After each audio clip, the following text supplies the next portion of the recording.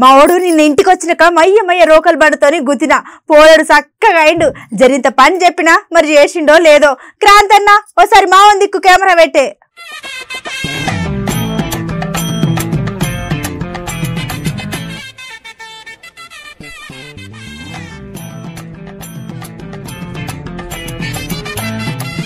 తమ్మి ఏమైందిరా అంత ఆగమాగం తిరుగుతున్నావు? పానం గిట్లా మంచిగా లేదా ఏంది? అన్న ఎక్కడ పోతున్నావు అన్న? కొలువు పోతానా. కొలువు ఎక్కడ అవుతావు అన్న? కంపెనీలో చేస్తా. కంపెనీలో చేస్తావు అన్న? కంపెనీలో కొలువు అన్న. మా ఇల్లెక్కర కొలువు మాత్రం అస్సలు చేయకు. ఎందుకంటే ఏమో మేము పెద్ద పెద్ద సాలకు ప్రోగ్రామ్ కోసం పోతాం.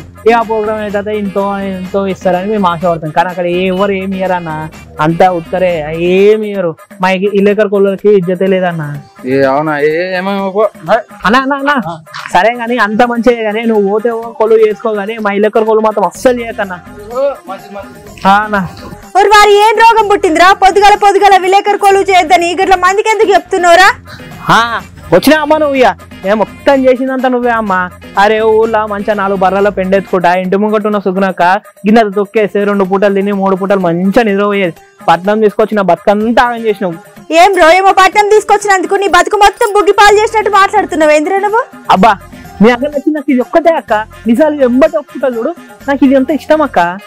ఏం రో పొద్దుగల పరిష్కారం ఏంది నాతోని?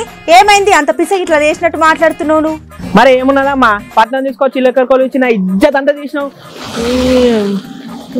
ఏంది కొలువిచ్చి నీ ఇజ్జత్ తీసినా?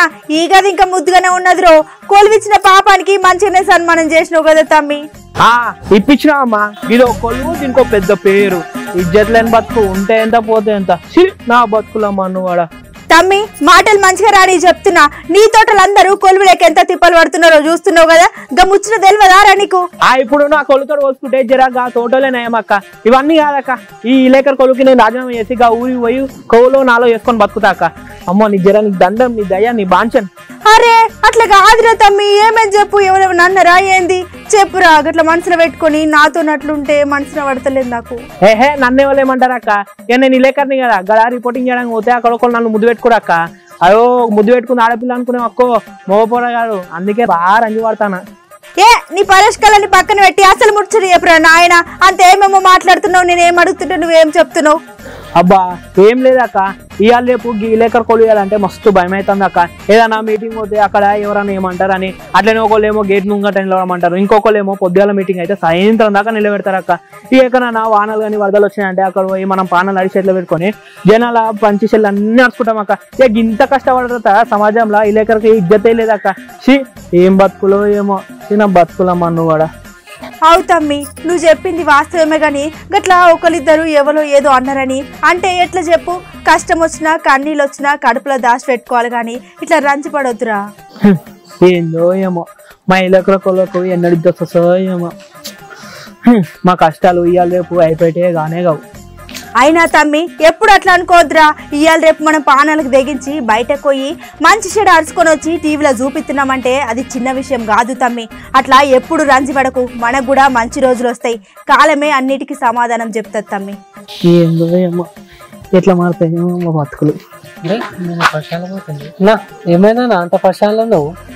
ఏం లేదన్నా మా ఇలేకర్ల బాధలు. అరే మేము ఇట్లా ఇలాకైనా? అవునా చెప్పనా? ఏమున్నాయన్న ఇక మనం ఎంత కష్టపడ్డా మన కొడుకు ఇజ్జతే లేదు కదా అన్న. నువ్వు అట్లా అనుకుంటావనా? మనము విలేకరుల మనం పబ్లిక్ లో పోయినాం అనుకో మన మాట తీసి మన ముఖంలో నవ్వు చూసి పబ్లిక్ మనం చూసి గొడవడతారనా? మనకి ఇట్లా మంచి రోజులు వస్తాయనా? నువ్వు దానికి భయపడే అవసరం లేదనా? అబ్బా మంచి పాట చెప్పినవే. నేను కూడా మంచిగా సంతోషంగా చేసుకుంటానా ఇలేకర్ కొలువు. ఉంటానా మళ్ళా? మంచి మాట చెప్పినావన్నా. అట్లా పోయి చాయ్ తాగుదాం. దాని తాగుదాం.